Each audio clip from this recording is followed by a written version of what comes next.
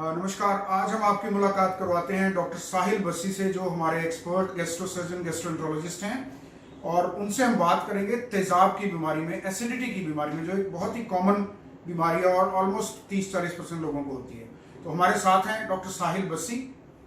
Doctor साहिल, स्वागत है आपका हमारे इस शो में। Thank you very much. आज हम आपसे कुछ जानना चाहेंगे एसिडिटी की बीमारी में, एसिडिटी की बीमारी के बारे में, जिसको तेजाब बनने की बीमारी कहते हैं।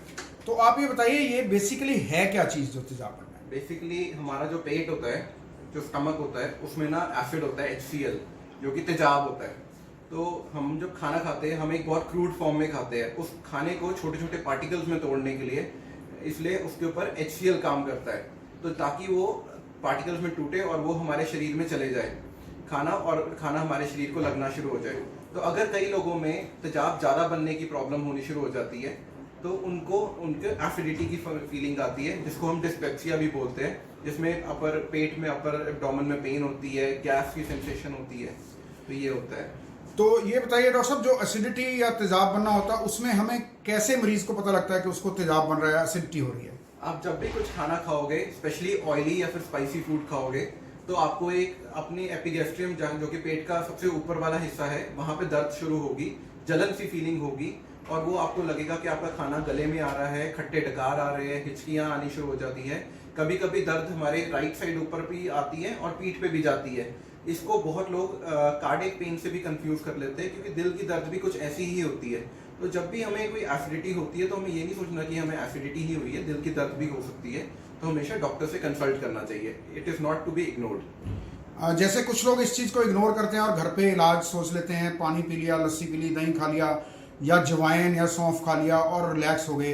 लेकिन दर्द अगर 15-20 मिनट, आधे घंटे में ठीक नहीं हुई, तो आप क्या सोचते हैं, एक चेकअप करवाना ज़रूरी है? जब भी ऐसा आपके साथ होता है, एक नॉर्मल हमारी रूटीन है पंजाबियों की कि गैस की गोली ले लो, जैसे पेंटॉप ले लो, कोई भी ऐसे ओफिड के कैप्सूल ले लो। तो वो लेके अगर आपको 10 मिनट या 15 मिनट में दर्द का आराम नहीं आता है, तो आपको इमिडिएटली हॉस्पिटल पहुंच के एक अपनी इमरजेंसी ECG करानी चाहिए। ECG एक सबसे सस्ता और एक सबसे फ्रीली अवेलेबल टेस्ट है, जिससे आपका हार्ट की कोई भी प्रॉब्लम अगर हो रही है, तो सबसे पहले पकड़ी जा सकती है। क्योंकि अगर एडवांस स्टेज में हार्ट की प्रॉब्लम हो, तो उसका कोई सोल्यूशन नहीं है।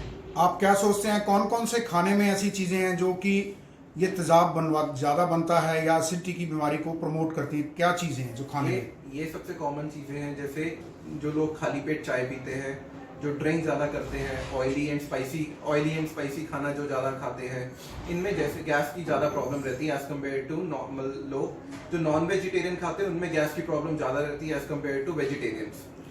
सो आपको एक बैलेंस डाइट लेनी चाहिए, high fibre, low carb, and it should contain all minerals with it. कोई तली हुई चीज़ें, जैसे हम बहुत पंजाब में या कहीं भी समोसा खा लिया, कचौरी खा ली, और 2 घंटे बाद फिर कुछ खा लिया, चाय पी ली, या जैसे रात में हम ड्रिंक करने की कोशिश करते हैं, उसके साथ बटर चिकन हुआ या कुछ ऐसी चीज़ें, या इस तरह की चीज़ें भी, हमें तली चीज़ें भी अवॉइड करनी चाहिए? ये सारी चीज़ें आपने जो बोल दी है, वो सब कुछ डेफिनेटली अवॉइड करना चाहिए।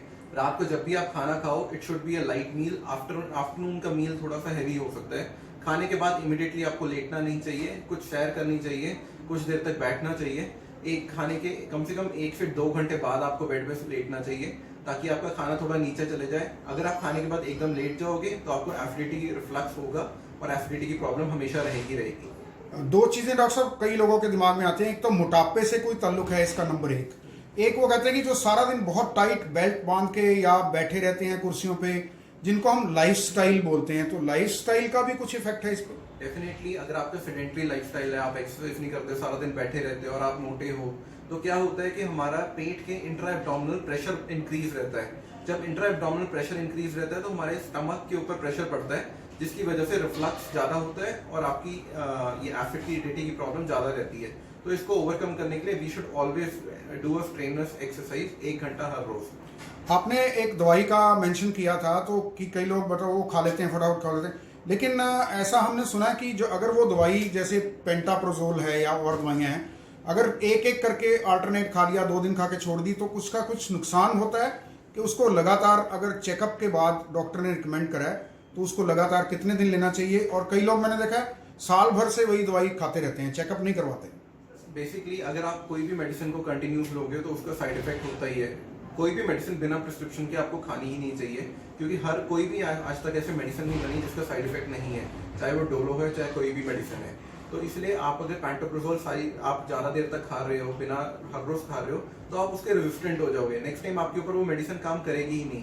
तो ऐसे ही अगर आप मिक्स करके मेडिसिन ले रहे हो एज पर प्रिस्क्रिप्शन, और जब भी आपको सिम्टम्स आते हैं तो उसमें it will be help you, but आप रेगुलरली लोगे तो it will harm you more. आप क्या सोचते हैं जो एंडोस्कोपी प्रोसीजर है जो नाली डाल के पेट में देखा जाता है, वो इन एसिडिटी के बीमारी में कितना ज़रूरी है और कब करवाना चाहिए? बेसिकली जब भी किसी को ये एसिड रिफ्लक्स बार बार आ रहे हैं, नॉर्मल मेडिसिन से उसको फर्क नहीं पड़ रहा है, तो उसको एंडोस्कोपी करानी चाहिए। एंडोस्कोपी के दो कारण करने के दो मेन कारण ये है, एक उससे पता चल जाता है कि आपको एसिडिटी क्यों हो रही है, दूसरा कारण ये है कि अगर किसी को कोई माड़ी बीमारी हो तो उसको अर्ली स्टेज पे पकड़ा जा सके और उसका ट्रीट अर्ली किया जा सके, रादर देन जब उसकी एडवांस स्टेज हो जाए तब उसे पकड़ो। तो it should be a part of your screening. Every 45 years के बाद के उम्र के लोग को एंडोस्कोपी कोलोनोस्कोपी करानी चाहिए। डॉक्टर साहिल, आपने बहुत अच्छी जानकारी दी और आपका शुक्रिया इस बारे में।